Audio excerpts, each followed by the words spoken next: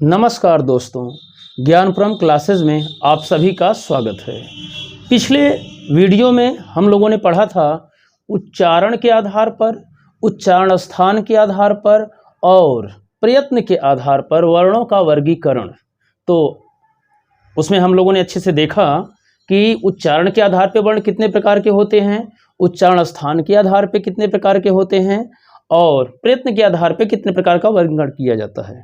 तो उसमें थोड़ा सा कुछ लोगों को संदेह होता है, डाउट होता है कि प्रयत्न के आधार पे वर्णों का वर्गीकरण, वो लोग संदेह इसलिए उन लोगों को होना स्वाभाविक है, एक संस्कृत में भी देखते हैं और एक हिंदी में भी देखते हैं। तो हम आइए सबसे पहले दोनों में अंतर करके इस डाउट को हमेशा के लिए खत्म कर दें, समाप्त हो जाए कि हिंदी और संस्कृत में प्रयत्न के आधार पर वर्णों का वर्गीकरण कैसे किया जाता है और कौन कौन है। तो हम आइए देखते हैं संस्कृत में। तो ये देखिएगा, संस्कृत में प्रयत्न के आधार पर वर्णों का वर्गीकरण, टॉपिक भी हमने बना दिया संस्कृत और हिंदी में प्रयत्न के आधार पर वर्णों का वर्गीकरण। तो सबसे पहले हम संस्कृत में देख रहे हैं। तो संस्कृत में देखने के लिए हम देख रहे हैं इस पुस्तक का जो हमने ध्यान देना है, जो रजिस्टर्ड एग्जाम में अगर आपको कहीं ऐसे क्वेश्चन में डाउट लगे कि हाँ ये कहाँ पूछे जा रहे हैं, तो इसके आधार पर हम डॉक्टर कपिल देव द्विवेदी को कोट कर रहे हैं। वो बताते हैं प्रयत्न के आधार पर क्या वर्ण को दो भागों में बांटा जाता है। एक कौन सा प्रयत्न है, यानी प्रयत्न कितने प्रकार का होता है, दो प्रकार का। कौन कौन? आभ्यंतर, यहां देखिएगा वो बड़ा आ है, आभ्यंतर, और एक है बाह्य। तो अब कहेंगे आभ्यंतर और बाह्य। और यहां देखिए हिंदी में लिखा गया है, हिंदी में प्रयत्न अभ्यंतर और बाह्य। अब यहां देखिए बड़ा आ नहीं लगाया गया है। अब एक अंतर समझिएगा, ये जो वर्गीकरण है ये डॉक्टर भोलानाथ तिवारी के अनुसार, भोलानाथ तिवारी आभ्यंतर ना कहा कि अभ्यंतर कहते हैं। अभ्यंतर को एक और नाम देते हैं आस्य प्रयत्न। आस्य का मतलब होता है मुख या मुंह। आस्य का अर्थ होता है शाब्दिक मुख या मुंह, जिसे मुख तत्सम हो जा रहा है, मुख मुंह जो तद्भव शब्द हो जा रहा है। आस्य का तात्पर्य हुआ मुख, और इसी को कहते हैं करण प्रयत्न, और इसी को कहते हैं प्रदान प्रयत्न। और बाह्य प्रयत्न का जो भोलानाथ तिवारी हैं वो प्रकृति भी नाम देते हैं और अनुप्रदान भी कहते हैं। यहाँ देखिए प्रदान और यहाँ अनुप्रदान, दोनों में अंतर समझिएगा गौर से। यानी जो भोलानाथ तिवारी हैं, डॉक्टर भोलानाथ तिवारी, वो हिंदी में प्रयत्न दो प्रकार के बताते हैं। वो अभ्यंतर प्रयत्न कहते हैं और बाह्य, यहाँ अभ्यंतर है। पिछली वीडियो में हमने इन्हीं का जिक्र किया था। तो कुछ लोगों ने कहा कि पढ़े थे कि हम आभ्यंतर मिलता, आभ्यंतर बड़ा और यहाँ मिल रहा है छोटा। तो अब ध्यान दीजिएगा, अगर विकल्प में एक ही मिलेगा, या तो अभ्यंतर मिलेगा या तो आभ्यंतर मिलेगा, तो आप टिक कर लेंगे। लेकिन एक चीज ध्यान देना है, ये दोनों शब्दों में अंतर आप समझ लीजिएगा। अभ्यंतर और आभ्यंतर में क्या होता है? आभ्यंतर जो शब्द है ये विशेषण है संस्कृत का, यानी संस्कृत शब्द विशेषण है, और बाह्य भी शब्द क्या है? विशेषण है।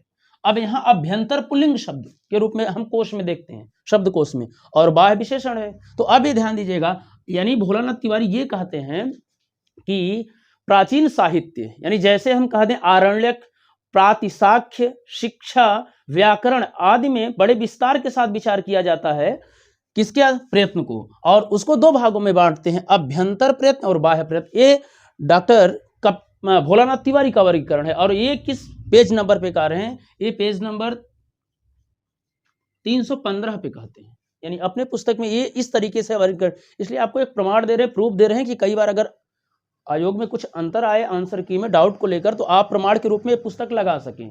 और अगर अभ्यंतर, ये दोनों पढ़िए, ये भी ध्यान दीजिएगा, इस संस्कृत में बातें आ रही हैं, इसमें 5 हैं। अब हिंदी में एक जगह यहां भी लिखा गया है, प्रयत्न दो प्रकार के होते हैं, यानी दो टाइप्स हैं। आभ्यंतर देखिए हिंदी में लिख दिए, ये कौन नाम दिया है? एक कामता प्रसाद गुरु दिए हैं। और बाह्य प्रयत्न दो भेद मानते हैं। अब देखिए, अब जो आभ्यंतर प्रयत्न के कितने भेद हैं? 4 बताते हैं, लेकिन संस्कृत में 5 हैं। ये ध्यान देना है आप लोगों को कि हिंदी में आभ्यंतर के 4 भेद हैं। ये हमने बताया था, यूजीसी नेट जेआरएफ 2018 में पूछा गया था, 4 आंसर की 4 आंसर माना था, 4 और 5 दोनों विकल्प में दिया था। और ये किसके अनुसार दिया भी गया है? हमने आपको बताया अभी, कौन? कामता प्रसाद गुरु। अच्छा, कामता प्रसाद गुरु को आप जानते क्या कहा जाता है? कामता प्रसाद गुरु को एक पीजीटी में प्रश्न पूछा गया था, कुछ जगह और पूछा गया है। इन्हें हिंदी व्याकरण का पाणिनि कहा जाता है। यानी क्या कहा जाता है? ये ध्यान दीजिएगा, नोट कर लीजिएगा आप लोग। हिंदी व्याकरण का पाणिनि कहा जाता है किसको? कामता प्रसाद गुरु को। पिछले वीडियो में हमने एक और चर्चा किया था, प्राकृत का पाणिनि किसे कहा जाता है? तो हेमचंद्र को। यानी आपसे कहा जाए जो प्राकृत भाषा है प्राकृत, ये ध्यान दीजिएगा, उस भाषा का व्याकरण किसे कहा जाएगा बताइएगा? हेमचंद्र को। ये हमने आपको बताया था पिछले। और यहाँ भी ध्यान दीजिएगा, इन्होंने 4 बताया, आयोग भी यही मानेगा भी। अब ये इनका, अब पाणिनि कहा जाता है, मतलब इनकी पुस्तक को भी ध्यान दिया जाता है। तो ये 4 मानते हैं क्या? आभ्यंतर प्रयत्न, जो डाउट था वो समझा रहे हैं। और संस्कृत में 5 हैं। संस्कृत में कौन है? अब ध्यान दीजिए, ये बताते हैं विवृत, स्पृष्ट, ईषद विवृत, ईषद स्पृष्ट। ये हिंदी में बताते हैं कामता प्रसाद गुरु। और संस्कृत में देखिएगा क्या कह रहा है, स्पृष्ट। स्पृष्ट में कौन आते हैं? स्पर्श व्यंजन। समझिए, का से मा तक स्पर्श व्यंजन है, स्पर्श व्यंजन, ठीक।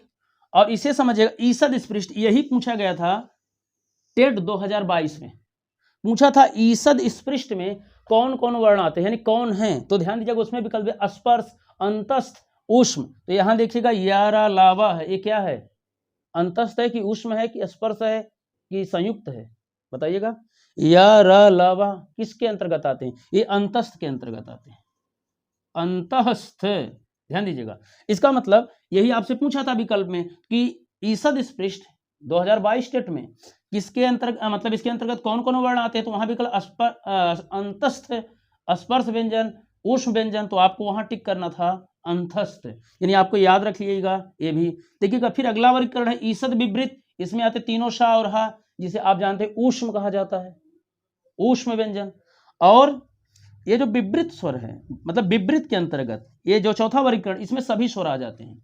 और देखिए, समृत में कुछ जगह पुस्तकों में लिखा है केवल आ प्रयोग के आधार पे, लेकिन जो डॉक्टर कपिल देव द्विवेदी हैं वो लिखते हैं हरा व आ, ये इसके अंतर्गत आते हैं। मूलतः अगर देखें, अगर ये विकल्प नहीं दे तो इसके जिसे आ है वो विवृत में आ जाएगा, लेकिन ये विकल्प है तो समृत को ध्यान दीजिएगा, इसमें भी आता है। यानी संस्कृत में जो आपके क्या है, आभ्यंतर प्रश्न हैं, वो 5 होते हैं, हिंदी में 4 होते हैं, इसे याद रखिएगा।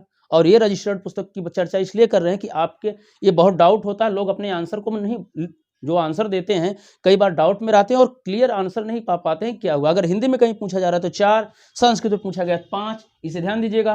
और दूसरी चीजें हैं, कौन कौन होते हैं, नाम भी आपको यहाँ बता दिया गया, यहाँ भी नाम उसके अंतर्गत कौन कौन वर्ण आ रहे हैं। यानी जो हिंदी में है ये समृत को नहीं दिया गया है, यानी देखेंगे यहाँ समृत का वर्णन नहीं है, इसलिए हिंदी में समृत वर्ण नहीं है, मतलब समृत का वर्गीकरण नहीं आभ्यंतर प्रयत्न के आधार पे। ये केवल 4 हैं।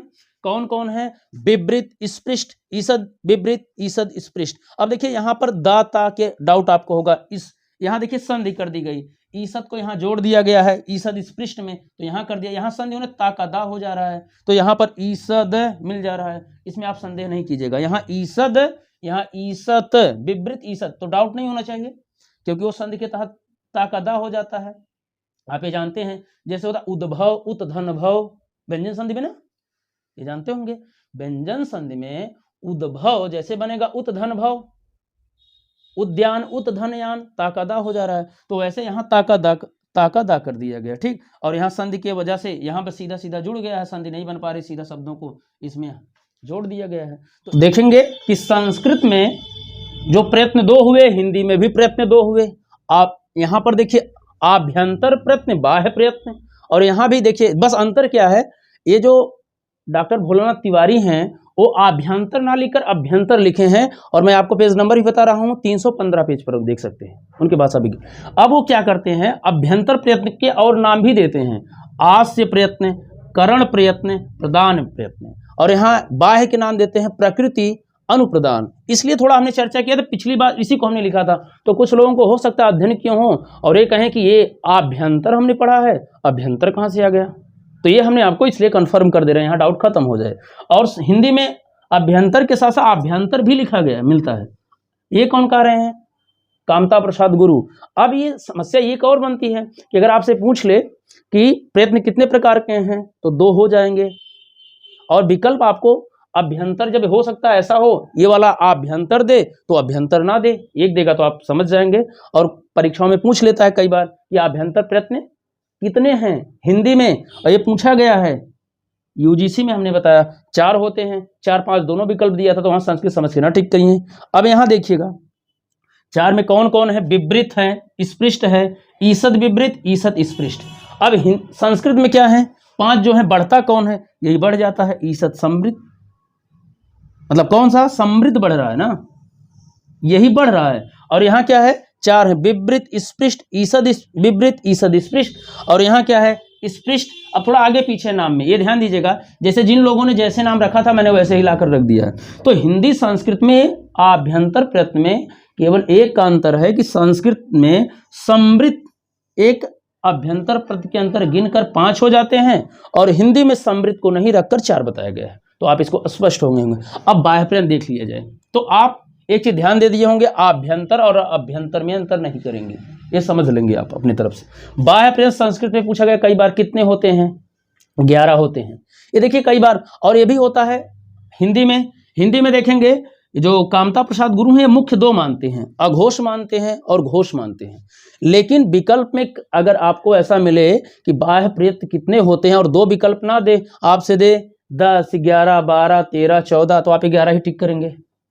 ये समझ रहे हैं आप, विकल्प उस समय बता दे, लगभग विकल्प ही क्लियर कर देता है कि आपसे कितना पूछना चाह रहे हैं। तो ये इसमें कौन कौन 11 में विवार, संवार, श्वास, नाद, घोष, अघोष, अल्पप्राण, महाप्राण, उदात्त, अनुदात्त, स्वरित, ये आपके 11 हो गए।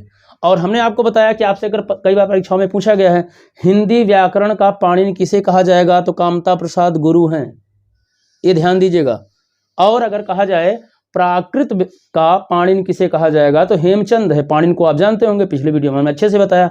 तो आज हम इन दोनों में अंतर समझ गए होंगे कि संस्कृत और हिंदी में प्रयत्न को किस ढंग से समझें और कैसे अपने उत्तर दें, और उसके प्रश्न कैसे बनने की संभावना बन सकती है, तो ये समझ गए होंगे। तो आइए हम अब स्वरों का वर्गीकरण खास रूप से देखते हैं।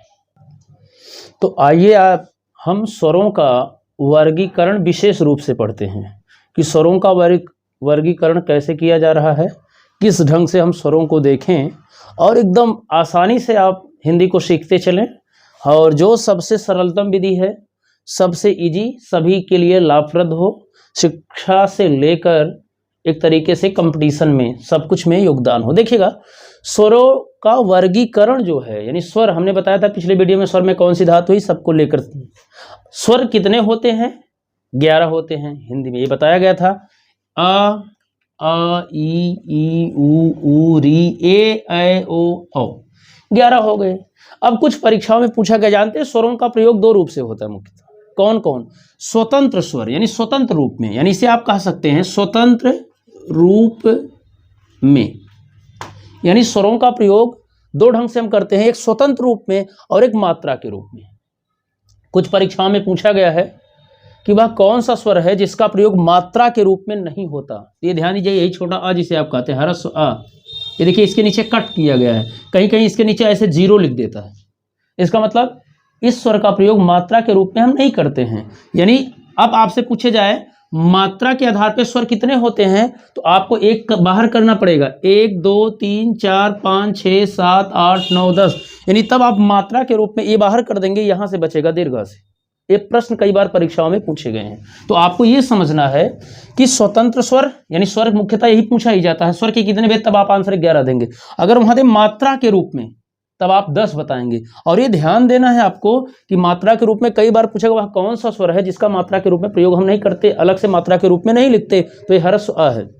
इसमें देखिए, इसमें भी कुछ लोग गलती कर जाते हैं। यहाँ देखिए बड़ा आ जिसे आप कहते हैं आ, इसका तो ठीक है, ई में भी समझ लेते, ई में ऊ और ऊ में अंतर देखेंगे। जब ऊ की हम मात्रा लगाते हैं तो ऊ में, अगर जैसे रा में ऊ की मात्रा लगाते हैं, तो यहाँ ध्यान देना, अगर हम यहाँ गोला नहीं किया, ऐसे किए, तो ह्रस्व ऊ है।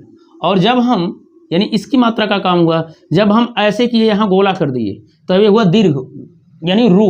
अब कैसे समझेंगे, जैसे देखें नोटों पर लिखा होता है रुपया कि रुपया, रुपया, तो नोटों में देखेंगे ऐसे लिखा रहेगा रुपया, ठीक।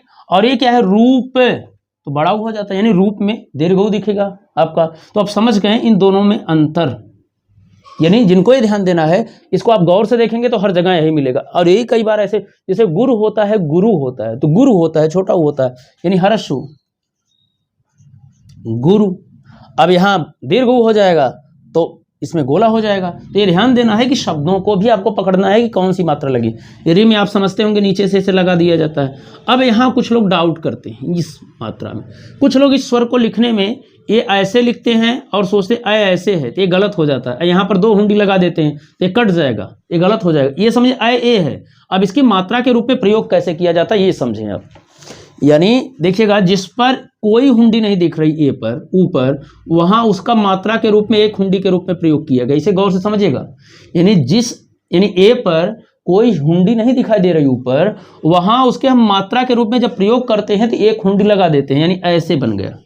और जिस पर एक हुंडी दिख रही है वहां पर हम 2 हुंडी लगा देते हैं। यहाँ पर जो ए आय में है, लोग ऐसी गलती कैसे क्यों कर ले जाते हैं, यहाँ पर एक करते हैं, यहाँ पर 2 ए ओ औ से जोड़ लेते हैं। जैसे ओ पे देख रहे हैं, ये पीछे एक हुंडी नीचे एक खड़ी पाई दिख रही है, या 2 हुंडी। इससे तुलना नहीं, यहाँ पर दोनों में अंतर है कि अगर ऊपर हुंडी नहीं है तो ओ ऐसे लिखा जाएगा उसका मात्रा के रूप में। अगर ऊपर हुंडी है और ए है, ये यानी अ है और एक हुंडी ऊपर है तो इसका मात्रा के रूप में ऐसे प्रयोग होगा। अगर ओ है तो उसका मात्रा के रूप में इस तरीके से प्रयोग करेंगे, औ है तो मात्रा के रूप में इस तरह से प्रयोग करेंगे। तो आप समझ गए कि स्वरों का जो प्रयोग है मुख्यतः 2 रूप से करते। अब आइए थोड़ा हम देखते हैं उत्पत्ति के आधार पर स्वरों का वर्गीकरण। यहाँ लिखा गया स्वरों का वर्गीकरण, अब ही लेकर चला जा रहा है मुख्य रूप से। तो उत्पत्ति के आधार पर, उत्पत्ति माने जानते होंगे उत्पन्न होना, तो इसके आधार पर 2 होते हैं। कौन कौन?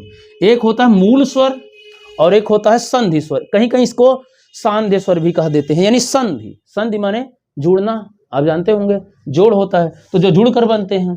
अब यहाँ एक प्रश्न और बनता है कि जो मूल स्वर हैं, इनको सभी मूल स्वर क्या होते हैं? लघु होते हैं। ध्यान दीजिएगा, इसको हमने यहाँ लिख दिया है। कुछ जगह परीक्षाओं में टेटोट में ऐसे पूछ लेता है, जिसे पूछा था कई बार कौन सा कथन सही नहीं है, 2 महाप्राणों का एक साथ प्रयोग कर सकते हैं नहीं कर सकते हैं। अगर आपसे प्रश्न ऐसे पूछे सभी मूल स्वर लघु होते हैं, ये कथन सही है, तो आप इसे टिक करेंगे सही है। क्या है? सभी मूल स्वर लघु होते, ये बातें आपको यहाँ बता दी गई। जैसे देखिए अ ई उ री, ये मूल स्वर हैं। मूल स्वर कितने हुए? 4। अ ई उ री, ये जो हिंदी के मूल स्वर हैं इनमें सभी क्या है? लघु होते हैं। अब ये जान गए। अब दीर्घ स्वर को देखिएगा, मतलब यहाँ संधि स्वर में जिसे हम, अब देखिएगा जो संधि स्वर है, सभी संधि स्वर गुरु कहे जाते हैं। गुरु माने दीर्घ या बड़ा, आप समझ गए होंगे। अब थोड़ा सा अंतर गुरु और दीर्घ में अंतर, जब हम दीर्घ के रूप में देख रहे हैं, इसका विभाजन करते 2 भाग में कर देते। संधि स्वर को, संधि स्वर के 2 भेद करते हैं, एक होता है दीर्घ और एक होता है संयुक्त। अब दोनों में अंतर समझिए। दीर्घ स्वर क्या होते हैं? दीर्घ स्वर के बारे में देखिए, यहाँ लिख दिए हैं हमने कि मूल स्वर, इसको स्पष्ट किया, मूल स्वर को मूल स्वर में मिलाने से उत्पन्न स्वर दीर्घ स्वर कहे जाते हैं। यानी मूल स्वर, जैसे ये मूल स्वर है, ठीक, मूल स्वर में मिला दें तो क्या कहा जाएगा? दीर्घ स्वर। जैसे आ है और हम आ मिला दिए, आ धन अ बराबर आ, तो ये क्या हुआ? दीर्घ स्वर हुआ। हम ई प्लस ई, यानी मूल स्वर है, इसको हमने मिला दिया तो क्या हुआ? दीर्घ हो गया। अगर हम ऊ धन ऊ कर दिए, ये क्या हुआ? दीर्घ ऊ। यानी जो मूल स्वर है, मूल स्वर को मूल स्वर से मिलाने से उत्पन्न जो स्वर होते हैं उन्हें कहा जाता है दीर्घ स्वर। अब संयुक्त कहेंगे, क्या अंतर होता है? संयुक्त में देखिएगा, भिन्न स्वर के मेल से उत्पन्न स्वर। भिन्न का मतलब, अब भिन्न का मतलब ये समझिएगा उनका उच्चारण स्थान अलग रहेगा। इसके आधार पर भी हम बता रहे हैं कैसे आप भिन्नता लाएंगे। कि जैसे ए है, ये जानते हैं किससे मिलकर बनता है? ए किससे मिलकर बनता? आ प्लस ई। अब देखिए भिन्न कहेंगे कैसे हुए। ए आ अलग है, इसका उच्चारण स्थान अलग है, ये जानते होंगे, इसका उच्चारण स्थान अलग ही है। तो ये दोनों मिलकर क्या कर रहे हैं? एक स्वर बना रहे हैं। जी ए बना, इसे कहेंगे संयुक्त स्वर। ऐसे ए भी हो जाएगा, ऐसे ओ भी देखेंगे, आ धन ओ, तो ये क्या हो जाएगा? ओ। तो किस में आएगा? संयुक्त स्वर में। अ भी ऐसे बनेगा। अब इसे ये समझना है कि आपको, कि जब 2 भिन्न स्वरों के मेल से उत्पन्न जो स्वर होते हैं उसे क्या कहा जाता है? संयुक्त स्वर। तो अब आपसे प्रश्न, उत्पत्ति के आधार पर स्वर कितने प्रकार के होते हैं? 2 प्रकार। कौन कौन? मूल स्वर और संधि स्वर। यानी संधि स्वर को हमने सांध्य भी कहीं कहीं लिख दिया, सांध्य स्वर। अब ये समझिएगा मूल स्वर कितने? 4 हैं। सभी मूल स्वर क्या होते हैं? लघु होते हैं। दूसरा संधि स्वर, सभी संधि स्वर जितने होते हैं गुरु होते हैं। अब इनको 2 भागों में बांटा जाता है, दीर्घ स्वर और संयुक्त स्वर। दीर्घ स्वर में कौन है? आ ई उ, और संयुक्त स्वर में ए ऐ ओ औ।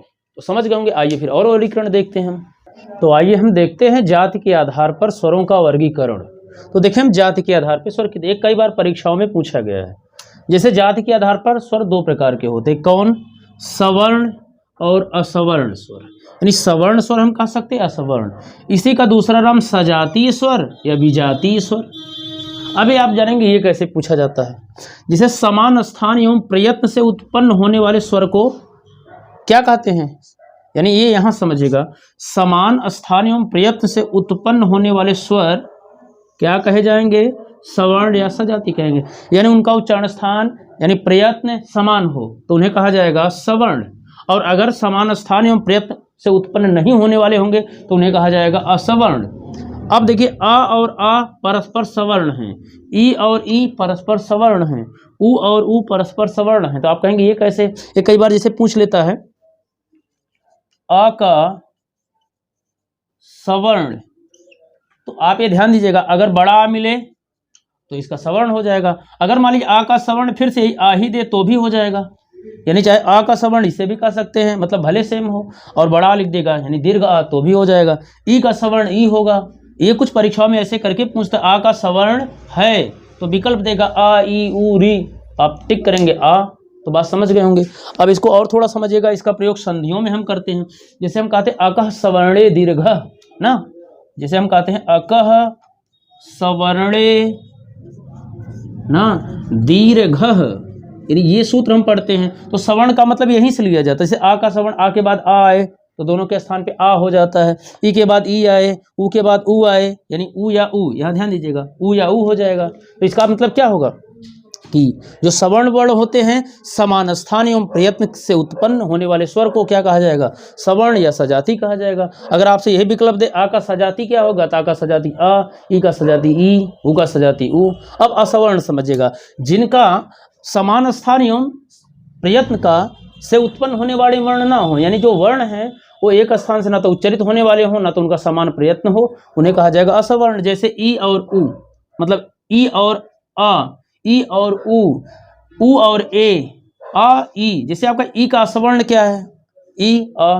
इसलिए यण संध में आप पढ़ते हैं ई या ई के बाद कोई असमान स्वर आए यानी उसी का मतलब असवर्ण स्वर आए तो एक के स्थान पे चेंज होता है दूसरा जुड़ जाता है, इसका मतलब ये जान गए। तो ये आप देख चुके होंगे कि जाति के आधार पर स्वरों का वर्गीकरण दो प्रकार के होते हैं, इनके दो भेद होते हैं, सवर्ण जिसे या सजाति कहा जाता है, असवर्ण या विजाति कहा जाता है। तो आइए हम अगला देखते हैं। तो देखते हैं हम अगला वर्गीकरण स्वरों का। ओष्ठ की स्थिति के आधार पर या आकृति के आधार पर, यानी इसे कहते ओंठ भी कह सकते हैं, कहीं कहीं होंठ भी लिख देता है। तो ओष्ठ की स्थिति या आकृति के आधार पर स्वरों का वर्गीकरण कितने प्रकार के होते हैं, दो प्रकार, ध्यान देना है, दो प्रकार। एक है अवृत्तमुखी, वृत्त माने आप जानते होंगे, वृत्त माने क्या होता है, गोला, अ लग गया तो उल्टा हो गया, तो जानते होंगे जिसमें गोला ना बने, यानी इसे कहा जाता है वृत्ताकार यानी गोलाकार। जो आ लग गया तो जिसमें गोला ना बने यानी आवृत्ताकार। इससे तात्पर्य है कि जिन स्वरों का उच्चारण करते समय यानी बोलते समय हमारे ओंठ में गोलाई ना बने, यानी हमारे ओंठ जो हैं वो गोल ना हो, उन्हें कहा जाएगा अवृत्तमुखी। ऐसे स्वरों का उच्चारण करते समय जो स्वर बोलते समय हमारे होंठ में गोलाई ना दें उन्हें कहा जाएगा अवृत्तमुखी स्वर, या उन्हें कहा जाएगा अवृत्ताकार स्वर। इसमें कौन कौन आते, आ ई ए। ये जब बोलेंगे आ तो हमारे ओंठ में गोल नहीं हो रहे हैं, ई कुछ तिरछा भी जा रहा है। जब हम बोलेंगे ए तो भी नहीं गोल हो रहे हैं ओंठ, तो इसे बोला जाएगा अवृत्तमुखी स्वर, या इन्हें कहा जाएगा अवृत्ताकार।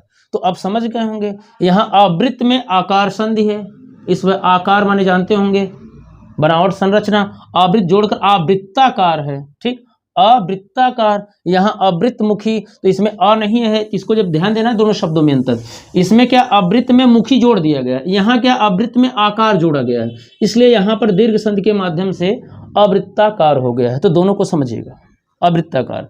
यहाँ देखिए अगला है वृत्तमुखी स्वर, यानी इसे कहा जाए वृत्ताकार स्वर। इसमें देखें वृत्त धन आकार बन गया, और इसे वर्तुल स्वर भी कहा जाता है। वर्तुल स्वर का मतलब वही गोले से, फिर गोलाकार स्वर। इसमें चार आते हैं, कौन कौन, उ ओ, यानी इनको जब बोल रहे हैं मुख्यतः हिंदी के ही ले रहे हैं, जब हम बोलते हैं उ ओ तो देख रहे हैं हमारे ऊँट जो हैं ये गोल बन जा रहे हैं, इसमें गोलाई, इन स्वरों का उच्चारण करते समय ऊँट में गोलाई बन जा रही है। तो ऐसे स्वरों को वृत्तमुखी स्वर यानी वृत्तमुखी, वृत्ताकार, वर्तुल या गोलाकार स्वर कह सकते हैं।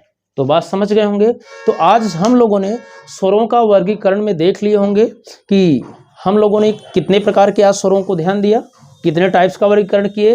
तो एक तो हमने सबसे पहले आपको बताए कि प्रयत्न के आधार पर स्वर मतलब वर्णों का वर्गीकरण यानी स्वर और व्यंजन का, तो उनको एक साथ जोड़कर बताया गया। संस्कृत और हिंदी वालों में अंतर भी किया गया, यानी संस्कृत में प्रयत्न के आधार पर और हिंदी में प्रयत्न के आधार पर क्या दोनों में अंतर है, इसको स्पष्ट करके आपको बता दिया गया।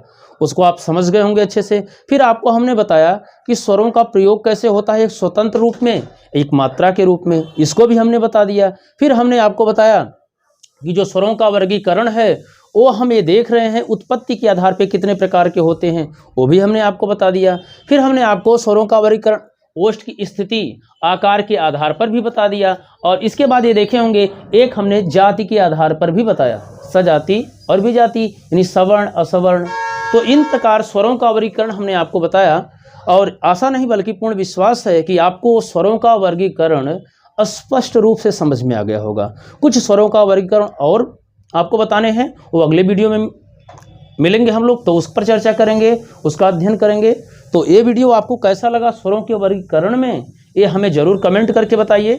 और हाँ, पिछले वीडियो से लेकर आज तक मेरा जो हौसला आप लोग बढ़ा रहे हैं, इतने अच्छे से जो आपके कमेंट अच्छे अच्छे आ रहे हैं, उनका नाम तो इतने संख्या में आ रहे हैं, नाम लेना इस वीडियो में संभव नहीं है। पिछली कभी आगे हम चर्चा करेंगे कि इतने अच्छे अच्छे आप लोगों के कमेंट्स आ रहे हैं कि मेरा उत्साह और बढ़ता जा रहा है कि आपको अच्छे ढंग से समझाएं और आगे बताते हुए चलें, जिससे आप लोग अच्छे से पढ़ भी सकें, मनोरंजन भी हो सके और आपको ये बर्डन ना लगे, फील ना हो कि आप इस पर भार के सदृश पढ़ रहे हैं। आप इसको एक तरीके से अपनी ज़िंदगी का हिस्सा बना के पढ़ें और बोर भी ना हो। इस वजह से इसी केवल आपके मनोबल बढ़ाने के कारण ऐसा मैं कर रहा हूँ कि इस प्रकार इतने स्वरों का वर्गीकरण कर रहा हूँ कि जो आप आसानी से समझ सकें। और जो भी लोग देख रहे हैं और जो नए भी जुड़ रहे हैं हमारे वीडियो को देखने वाले, उन लोग से भी आशा है कि वो भी लाइक करेंगे, सब्सक्राइब करेंगे, शेयर करेंगे और हमारे चैनल पर कमेंट भी करेंगे।